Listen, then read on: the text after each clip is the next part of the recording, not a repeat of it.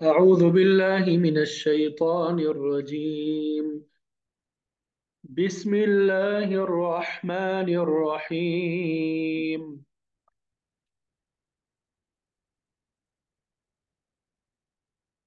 طه ما أنزلنا عليك القرآن لتشقى إلا تذكرة لمن يخشى تنزيلا ممن خلق الأرض والسماوات العلى الرحمن على العرش استوى له ما في السماوات وما في الأرض وما بينهما وما تحت الثرى وإن تجهر بالقول فإنه يعلم السر وأخفى الله لا إله إلا هو له الأسماء الحسنى وهل أتاك حديث موسى إذ رأى نارا فقال لأهلهم كثوا إني آنست نارا لعلي آتيكم منها بقبس أو أجد على النار هدى فلما أتاها نودي يا موسى إني أنا ربك فاخلع نعليك إنك بالواد المقدس طوى وأنا اخترتك فاستمع لما يوحى إن إنني أنا الله لا إله إلا أنا فاعبدني وأقم الصلاة لذكري إن الساعة آتية أكاد أخفيها لتجزى كل نفس بما تسعى فلا يصدنك عنها من لا يؤمن بها واتبع هواه فتردى صدق الله العظيم. الحمد للہ آپ کے سامنے سورہ طٰہٰ آیت نمبر 1 سے آیت نمبر 16 تک تلاوت کی سعادت حاصل ہوئی۔ اللہ تعالیٰ سے دعا ہے کہ اس صورت کو بھی صحیح طریقے سے ہمیں مکمل کرنے، تلاوت کے ساتھ بھی سمجھ کے اعتبار سے اور عمل کے اعتبار سے بھی اس کو مکمل کرنے کی توفیق عطا فرمائے، اس کو پورا کرنا ہمارے لیے آسان بنا دے اور عمل کرنا یہ بھی ہمارے لیے آسان بنا دے۔ تو سب سے پہلے جو آیات آپ کے سامنے تلاوت کی ہے، ان آیات کا ترجمہ بیان کریں گے حسب سابق جو ہماری ترتیب ہے، اور پھر اس کے بعد مفسرین نے جو تفسیر بیان کی ہوگی وہ انشاءاللہ آپ کے سامنے ذکر کریں گے، ٹھیک ہے؟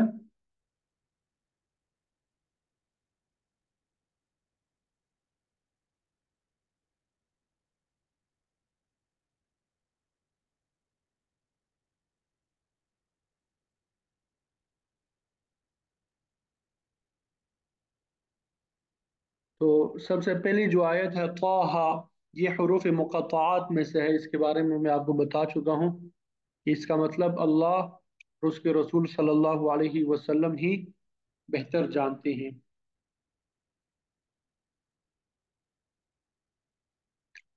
ما انزلنا، یہ دونوں ایک ہی ہے، ٹھیک ہے؟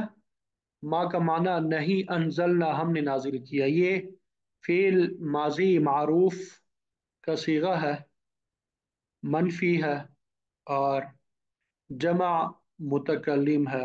ये जो नून अलिफ ना आखिर में बढ़ाया हुआ है, नून अलिफ ना, ये जमा मुतकल्लिम की अलामत है। तो इनका एक साथ तर्जुमा किया जाता है, मा अनजलना। मा अनजलना बाबी इफ़ाल से, मा अफ़अलना, मा अकरमना, हमने नाजिल नहीं किया।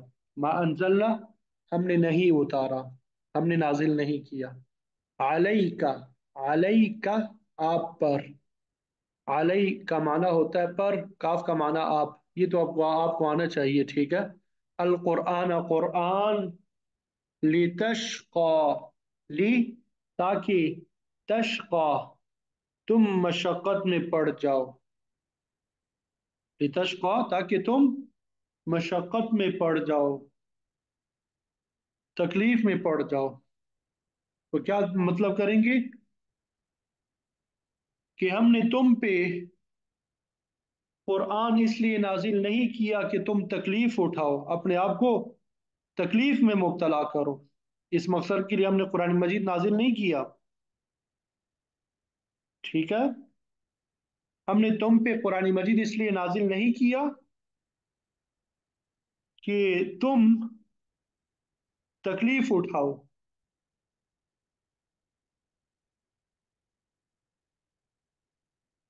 इल्ला, मगर, तज़किरतन, नसीहत के लिए। तज़किरा, ये नसीहत, लिमन, उस शख्स के लिए जो यख्शा, डरता है। यख्शा, ये जब अकेले होगा इसका मतलब होता है वो डरता है, लेकिन जब लिमन यख्शा दोनों को मिलाएंगे, उसके लिए जो डरता है। जो में वो का तर्जुमा भी आ गया, आ जाता है। अलबल, बल्कि उस शख्स के लिए नसीहत है जो डरता है। ये कुरान मजीद, ये किसके लिए नसीहत है? उसके लिए जो डरता है। बल्कि उस शख्स के लिए नसीहत है जो डरता है। यख्शा का माना डरना। यहां तक बात समझ आ गई। तंजीलन, नाजिल किया हुआ, उतारा हुआ, मिम्मन, उसकी तरफ से, मन, जिसने, खलका, पैदा किया, अल अर्ज़, जमीन को, जिसने पैदा किया जमीन को, वस्समावाति, और आसमानों को, अल उला, बुलंद, ठीक है। उस जात की तरफ से नाजिल हुआ है जिसने जमीन और बुलंद आसमानों को पैदा किया है। अर्रहमान, रहमान, अलल अर्श, अर्श पर, इस्तवा, उसने करार पकड़ा, वो जलवागर हुआ, उसने इस्तिवा फरमाया। अर्रहमान अलल अर्श इस्तवा, वो बड़ी रहमत वाला अर्श पर इस्तिवा फरमाए हुए हैं। रहमान, जो अर्श पर जलवगर है। लहू, उसी का है, माँ, जो फिस समावाती, आसमानों में है, वमा फिल अर्जी, और जो जमीन में है। यानी उसी का है जो आसमानों में भी है और जो जमीन में है। वमा बैनहुमा, और जो इन दोनों के दरमियान में है, जो इन दोनों के दरमियान में। ये लफ्ज मा जो है, इससे पहले हमने पढ़ा मा अनजलना, नहीं के माना में, और एक दूसरा मा होता है जो के माना में, ये मा मौसूला कहलाता है, ठीक है। एक दूसरा मा होता है इस्तेफाम के लिए, सवाल पूछने के लिए। मस्मु का, आपका क्या नाम है। तो गोया कि लफ्ज मा मुख्तलिफ मानी के लिए इस्तेमाल होता है। मा मनफी के लिए भी इस्तेमाल होता है, उसको मा नाफिया कहते हैं। जो के माना में भी आता है, इसको मा मौसूला कहते हैं। और इस सवाल के लिए भी इस्तेमाल होता है, उसको मा इस्तिफामिया कहते हैं। और जो कुछ उनके दरमियान में है, वमा, और जो कुछ तहत सरा, सरा के नीचे हैं, गीली जमीन के नीचे हैं। यानी आसमानों और जमीन में जो कुछ है और उनके दरमियान जो कुछ है, وہ سب اسی کی ملکیت ہے، اور زمین کے تہ کے نیچے میں جو کچھ ہے، گیلی مٹی کے نیچے جو کچھ ہے، وہ بھی اسی کا ہے۔ وَإِن تَجْهَرْ وَإِن تَجْهَرْ، اور اگر تجہر آپ بلند کریں، بالقول بات کو، یعنی آپ اونچی آواز سے بات کریں، اگر آپ اونچی آواز سے بات کریں، بلند آواز سے بات کریں، فَإِنَّهُ، پس بے شک وہ، یعلم جانتا ہے، السر پوشیدہ کو بھی، وَأَخْفَى اور زیادہ مخفی بات کو بھی۔ یعنی اگر آپ پکار کر بات کریں تو وہ پوشیدہ اور اس سے بھی زیادہ پوشیدہ کو جانتا ہے۔ اگر تم کوئی بات بلند آواز سے کہو یا آہستہ، تو وہ چپکے سے کہی ہوئی باتوں کو بھی سنتا ہے، بلکہ اور زیادہ چھپی ہوئی باتوں کو بھی جانتا ہے۔ ٹھیک ہے۔ اللہ، اللہ، لا الہ نہیں ہے کوئی معبود الا مگر وہی، لہ الاسماء الحسنی اسی کے لیے اچھے نام ہے۔ اللہ ہے جس کے علاوہ کوئی معبود نہیں، اس کے سب اچھے نام ہیں، اس کے سب اچھے نام ہیں۔ وَهَلْ أَتَاكَ، وَهَلْ اور کیا، کا آئی ہے آپ کے پاس، حدیث و موسیٰ کیا چیز آئی ہے، موسیٰ علیہ السلام کی بات۔ اے پیغمبر کیا تم تک موسیٰ کا واقعہ پہنچا ہے، موسیٰ علیہ السلام کی بات پہنچی ہے۔ حدیث کا ایک مطلب بات بھی ہوتا ہے، ٹھیک ہے۔ اذ جب، رآ اس نے دیکھی، نارن ایک آگ، فقال تو کہا، موسیٰ علیہ السلام نے، لأہلہ ہی اپنے گھر والوں سے، امکثو تم سب ٹھہرو، انی بے شک میں، آنستو میں نے دیکھی ہے، نارن آگ، لعلی شاید کہ میں، آتیکم لے آؤں تمہارے پاس، شاید کہ میں لے آؤں تمہارے پاس، یعنی جب اس نے آگ دیکھی تو اپنے گھر والوں سے کہا ٹھہرو، میں نے آگ دیکھی ہے، شاید کہ میں لے آؤں تمہارے پاس، منہا اس میں سے، یعنی اس آگ میں سے، بقبس کسی انگارے کو، اس آگ میں سے تمہارے پاس کوئی چنگاری، کوئی انگارہ لے کے آؤں، او یا اجدو میں پاؤں، علی النار آگ پر، ہدن کوئی رہنمائی، شاید کہ میں اس میں سے تمہارے پاس کوئی چنگاری لاؤں، یہاں وہ کوئی وہاں پہ رہنمائی کرنے والا ہو، میں اسے پالوں۔ ٹھیک ہے۔ فلما پھر جب، اتاہا وہ آئے اس کے پاس، ہا ضمیر آگ کے لیے ہے، وہ آئے اس آگ کے پاس، نو دیا آواز دی گئی، آواز دی گئی، یا موسیٰ اے موسیٰ، جب وہ اس کے پاس آئے تو آواز آئی کہ اے موسیٰ، انی انا ربک بے شک میں ہی، ربک تیرا رب ہوں، انی انا ربک یقین جانو میں ہی تمہارا رب ہوں، فخلع تو اتار دے، نعلیک اپنے دونوں جوتے، فخلع تو اتار دے، نعلیک اپنے دونوں جوتے، انکا بے شک آپ، بالوادی المقدس مقدس وادی میں، طوا یعنی طوا جو مقدس وادی ہے وہاں پہ ہو، میں تمہارا ہی رب ہوں، تم اپنی جوتیاں جو ہے وہ اتار دو، بے شک تم پاک وادی طوا میں ہو۔ ٹھیک ہے۔ خلع کو بھی خلع اسی وجہ سے کہا جاتا ہے کہ اس میں نکاح کے بندھن کو اتار دیا جاتا ہے۔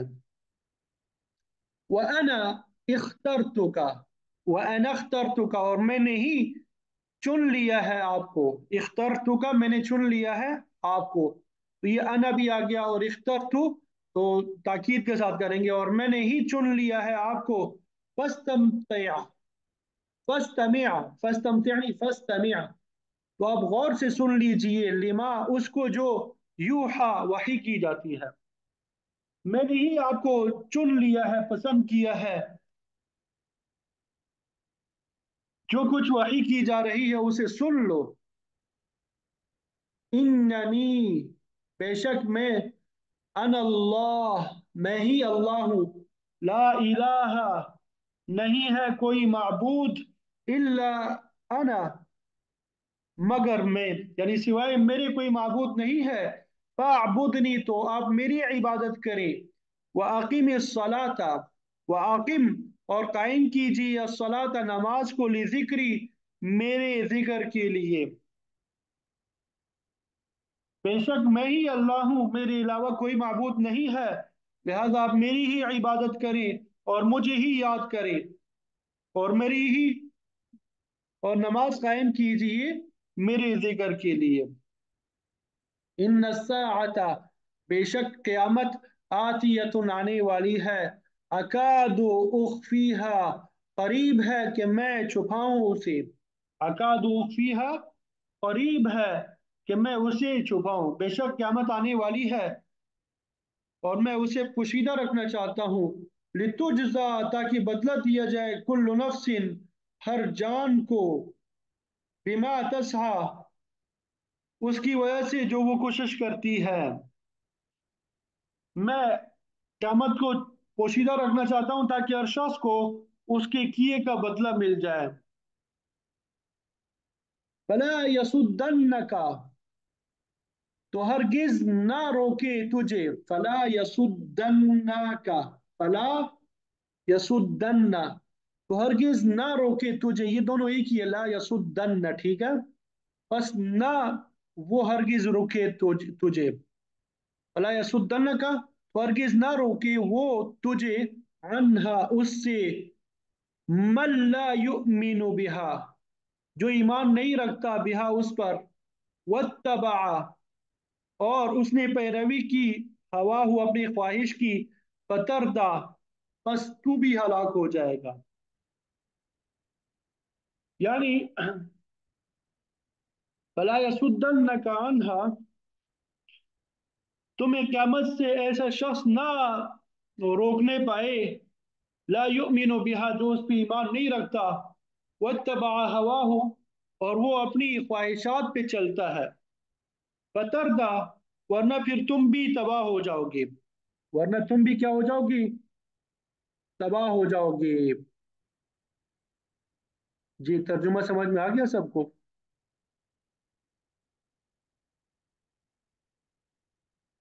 जी तर्जुमे के बारे में बता दें जरा।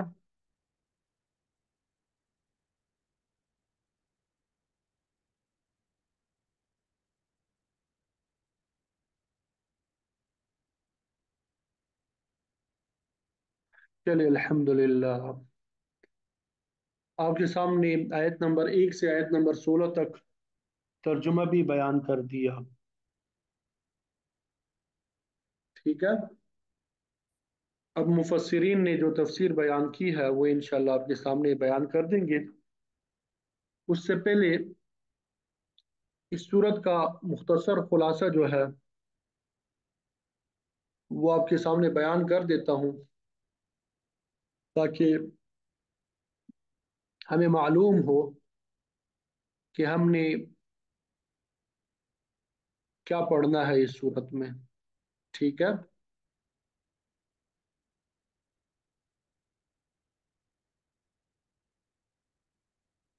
तो सूरत की इब्तिदा आपने देखी कुरान मजीद के तज़किरे से फरमाई गई कि आप सल्लल्लाहु अलैहि वसल्लम को खिताब हुआ कि ए नबी आप पर यह कुरान मजीद इसलिए नाजिल नहीं किया गया कि आप तकलीफ और मशक्क़त में पड़ जाए। ये तो इसलिए उतारा गया कि इससे नसीहत हासिल की जाए, और नसीहत वही लोग हासिल करते हैं जो दिल में खुदा का खौफ रखते हैं। और फिर अल्लाह ताला ने अपनी ज़ात का तारुफ किया, अपनी तौहीद बयान फरमाई, और फिर उसके बाद मूसा अलैहिस्सलाम के वाक़े का जिक्र किया और फ़िरौन के पास पैगाम तौहीद पहुँचाने का उन्हें हुक्म दिया। ये तो पहली रुकू की बात थी।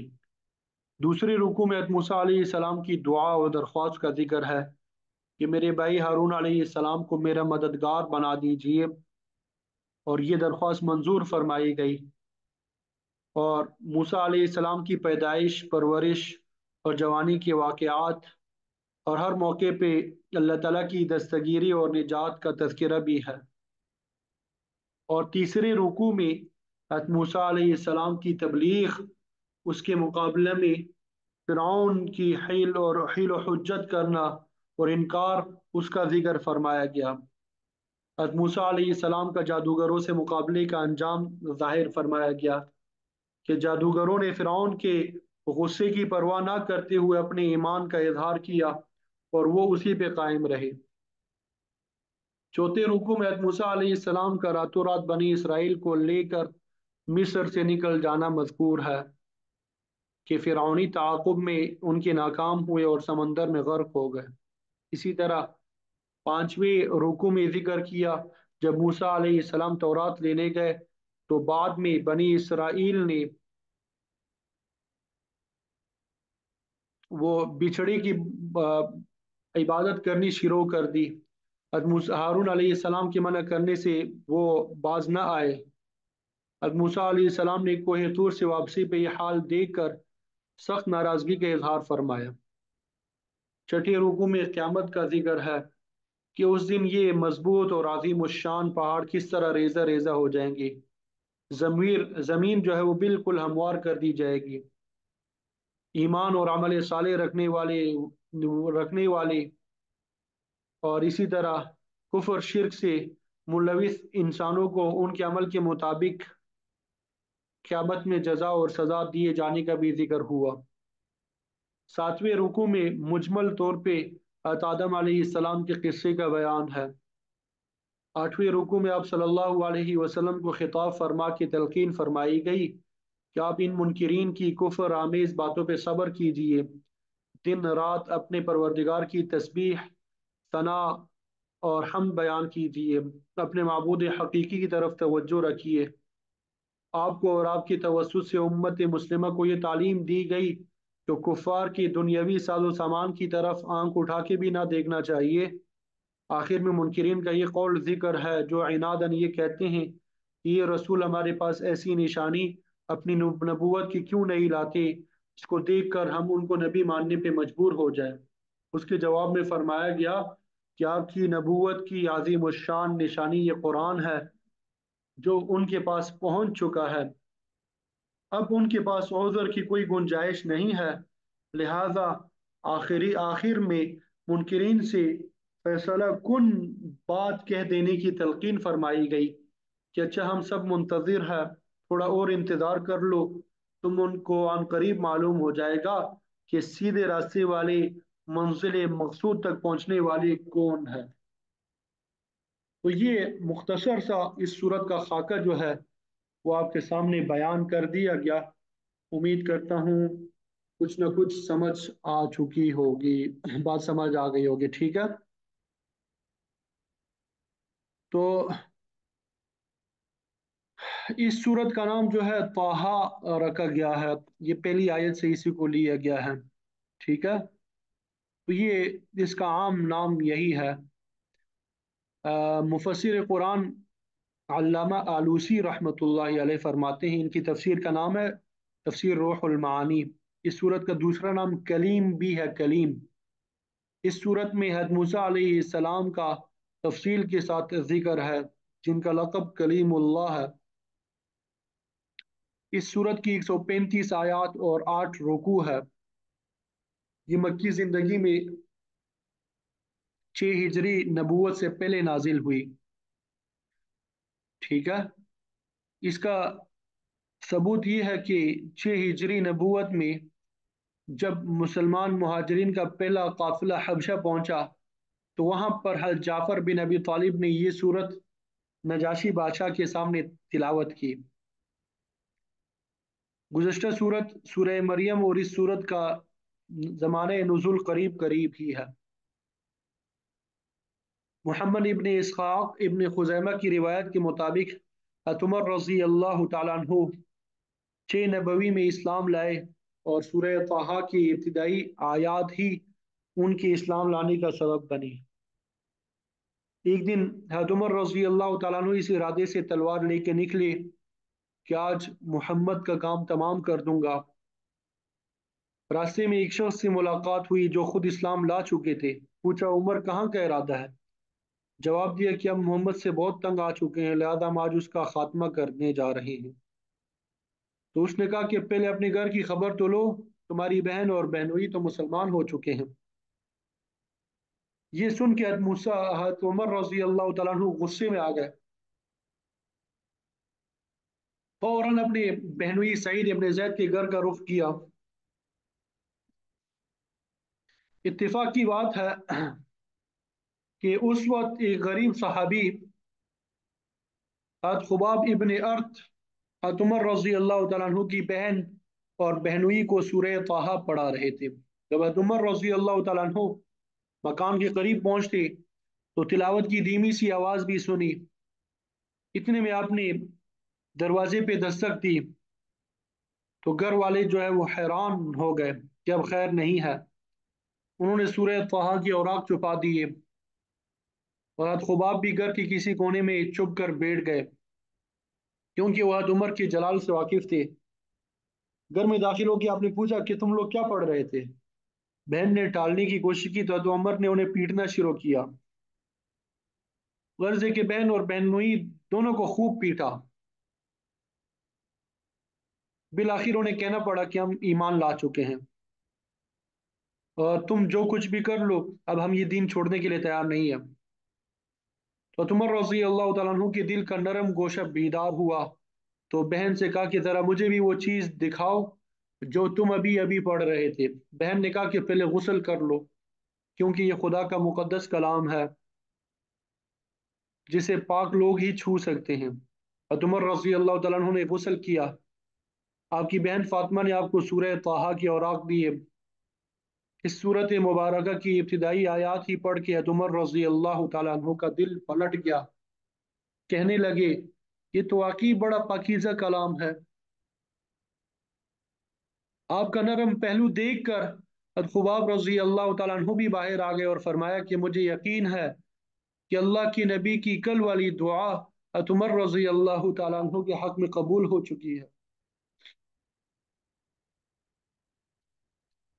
कहने लगे कि मैंने आप सल्लल्लाहु अलैहि वसल्लम की मुबारक जुबान से ये दुआ सुनी, अल्लाहुम्मा अइज़्ज़ल इस्लाम बिअमर इब्न अल हशामी औ बिउमर इब्न अल खत्ताब, कि ऐ अल्लाह अमर बिन हिशाम आमर बिन हशाम, अबू जहल या उमर बिन खत्ताब के जरिए इस्लाम को इज्जत दे, इस्लाम की तायीद फरमा।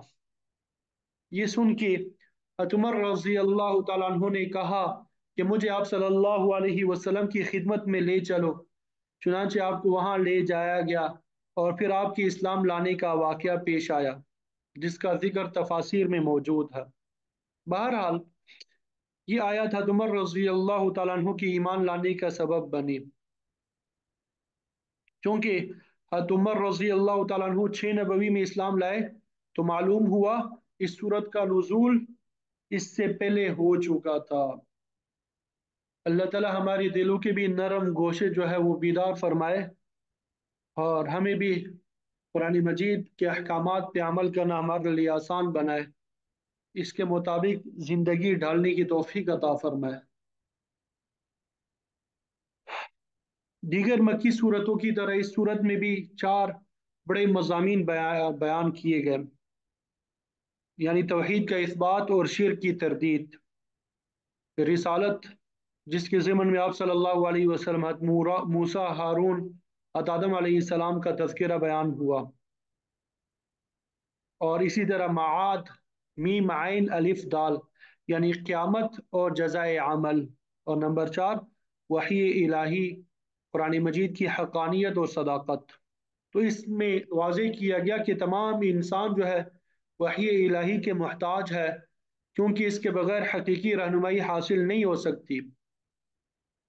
सूरह मरियम के आखिर में अल्लाह ताला ने फरमाया, इन्नमा यस्सरनाहु बिलिसानिका, कि हमने इस कुरान मजीद को आपकी ज़ुबान में आसान कर दिया है।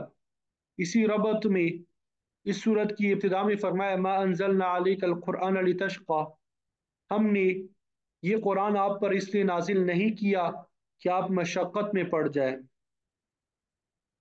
ان چار بنیادی مضامین کے علاوہ اس مبارک صورت میں مشرکین اور کافرین کی ایذا رسانیوں کے خلاف آپ صلی اللہ علیہ وسلم کو تسلی بھی دی گئی ہے۔ حضرت موسیٰ اور ہارون علیہ السلام کی پاک سیرت کا بھی تذکرہ کیا گیا ہے،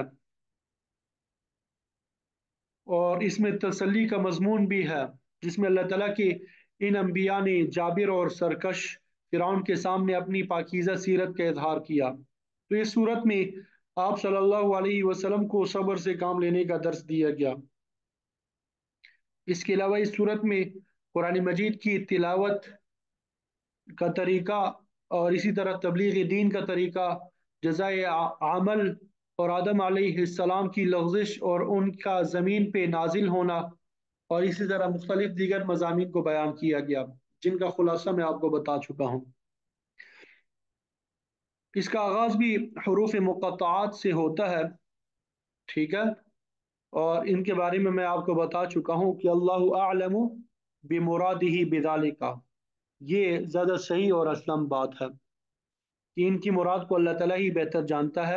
ہمارا اس پہ ایمان ہے، اس سے زیادہ جاننا ہمارے لیے ضروری نہیں ہے۔ ہمارے جاننے کے لیے کثیر تعداد میں دیگر آیات موجود ہے، اگر ہم انہی پہ عمل پیرا ہو جائے تو بہت بڑی بات ہے، سے جائے کہ ہم متشابہات کی تفصیل میں جانے کی سعی حاصل کرنے لگ جائیں۔ تو سورت کی ابتدا میں آپ صلی اللہ علیہ وسلم کی تسلی کے مضمون سے ہوتی ہے۔ اے پیغمبر، ما انزلنا علیک القرآن لتشقى، ہم نے آپ پر قرآن اس لیے تو نازل نہیں کیا کہ آپ مشقت میں پڑ جائیں۔ تشقى کے دو معنی آتے ہیں، یعنی شقاوت، بدبختی، اور مشقت، تکلیف میں پڑنا۔ یہاں پر اس سے مراد مشقت اٹھانا۔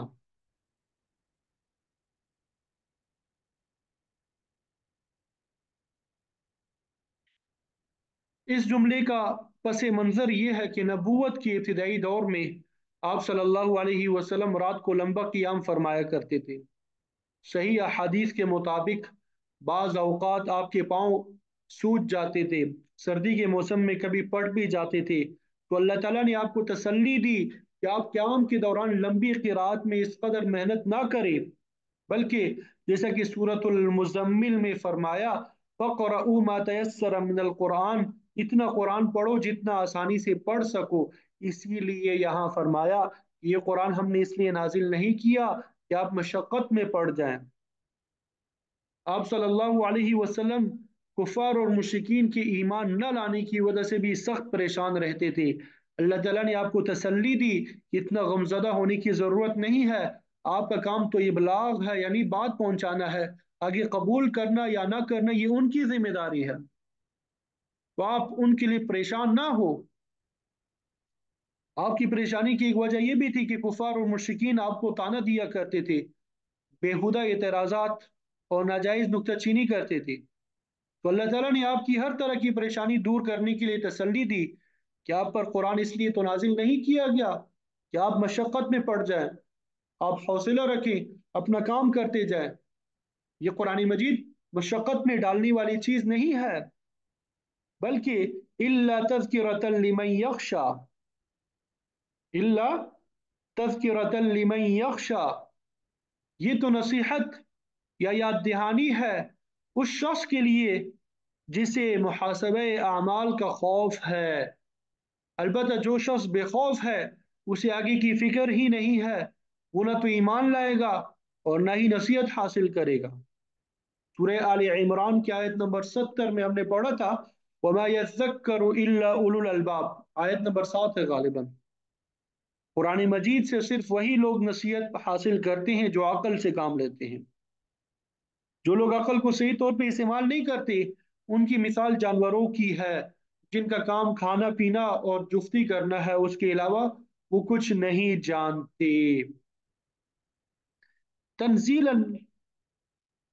تنزیلا ممن خلق الارض والسماوات العلی، یہ قرآن اس ذات کا نازل کیا ہوا ہے جس نے زمین اور بلند آسمانوں کو پیدا کیا۔ یہ کسی مخلوق کا کلام نہیں ہے بلکہ اس ذات کا کلام ہے جو الرحمن نہایت مہربان ہے۔ علی العرش استوى، علی العرش استوى، الرحمن علی العرش استوى، نہایت ہی مہربان ہے، عرش پہ قائم ہے۔ اللہ تعالیٰ کی صفت رحمان کا ذکر سورہ مریم میں تقریباً 16 مرتبہ آیا ہے کہ دیکھو اللہ تعالیٰ تو اپنی مخلوق پہ بڑا ہی مہربان ہے۔ یہ انسان ہی ہے جو غلط کام کر کے اپنے آپ کو اس کی رحمت سے محروم کر لیتا ہے۔ استوا علی العرش، اس کے الفاظ بھی کئی صورتوں میں آئے ہیں، اس کو متشابہات میں شمار کیا جاتا ہے۔ ان الفاظ کا معنی تو معلوم ہے کہ اللہ تعالیٰ عرش پر قائم ہے، لیکن یہ استوا کی حقیقت اور کیفیت انسانی ذہن میں نہیں آ سکتی۔ اللہ تعالیٰ کا عرش پہ مستوی ہونا ہماری کسی جگہ بیٹھنے کی طرح نہیں ہو سکتا، کیونکہ ہمارے لیے مکانیت یعنی جگہ لازمی ہے، جبکہ اللہ تعالیٰ لا مکان ہے۔ اسی طرح ہمارے دائیں بائیں، آگے پیچھے، اوپر نیچے جہت ہوتی ہے، جبکہ اللہ تعالیٰ جہت سے بھی پاک ہے۔ لہذا اللہ تعالیٰ کی استوا علی العرش ہونے کو ہم نہیں سمجھ سکتے۔ ہمارا ایمان ہے کہ اللہ تعالیٰ عرش پر قائم ہے جیسا کہ اس کی ذات کے لائق ہے۔ اگر کوئی شخص اللہ تعالیٰ کا عرش پہ بیٹھنا اسی طرح تصور کرتا ہے جیسا کہ کوئی بادشاہ تخت پہ بیٹھتا ہے، وہ گمراہ ہوگا، کیونکہ اللہ تعالیٰ تو مادیت سے بھی پاک ہے۔ ٹھیک ہے؟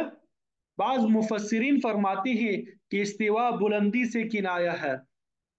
اس مسئلے کو امام شاہ ولی اللہ رحمۃ اللہ علیہ اپنے فلسفے میں اس طرح سمجھاتے ہیں کہ جنت کے کل 8 طبقات ہے، جن میں سے بلند ترین طبقہ جنت الفردوس ہے۔ اس کا ذکر سورہ کہف میں بھی آیا ہے، کانت لہم جنات الفردوس نزلا۔ شاہ صاحب فرماتے ہیں کہ جنت کے نچلے حصے سے اوپر والے حصے تک 50,000 سال کی مسافت کی بلندی ہے۔ جنت کا سلسلہ 7 آسمانوں کے بعد شروع ہوتا ہے۔ آپ صلی اللہ علیہ وسلم کا فرمان ہے کہ جنت کے بلند ترین حصے یعنی جنت الفردوس کے اوپر عرش الہی ہے۔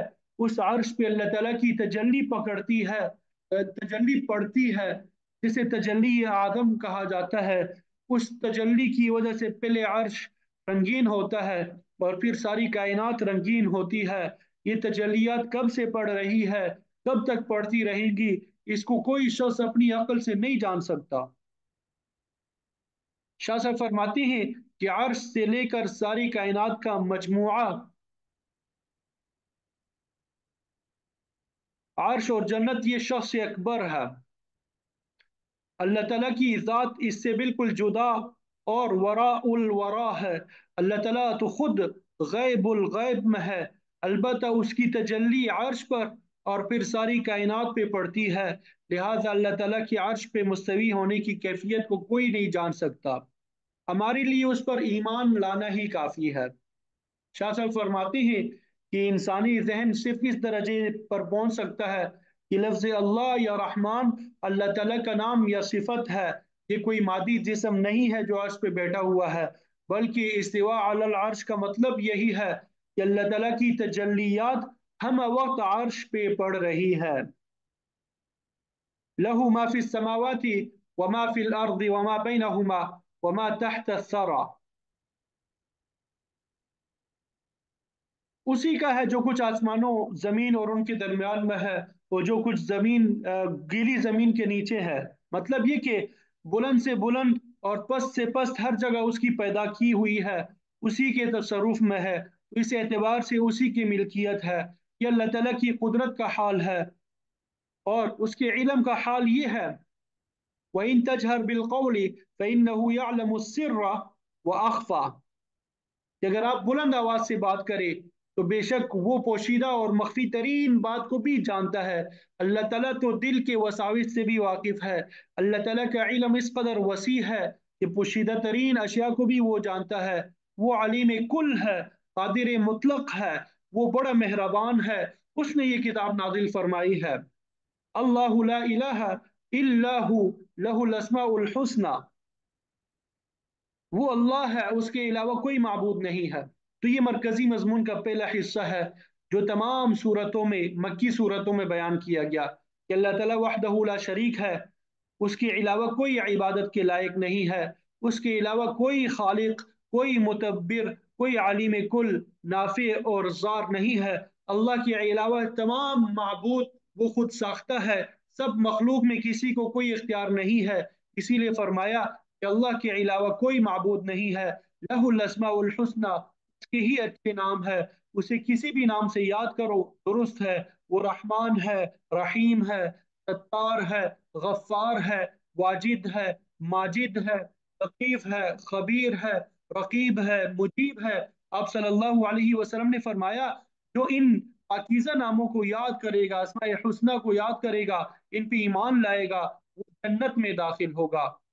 مشرک لوگ اعتراض کرتے تھے کہ مسلمان ہمیں تو وحدانیت کا درس دیتے ہیں اور خود خود کبھی رحمان کبھی خدا کہتے ہیں۔ اللہ تعالیٰ نے فرمایا یہ بے وقوفی کا اعتراض ہے، ذات صرف ایک ہے، باقی سب جو ہے اس کی صفات ہے، اس لیے اس میں کوئی اعتراض نہیں ہے۔ وَهَلْ أَتَاكَ حَدِيثُ مُوسَى، یہاں سے انشاءاللہ کل پڑھیں گے۔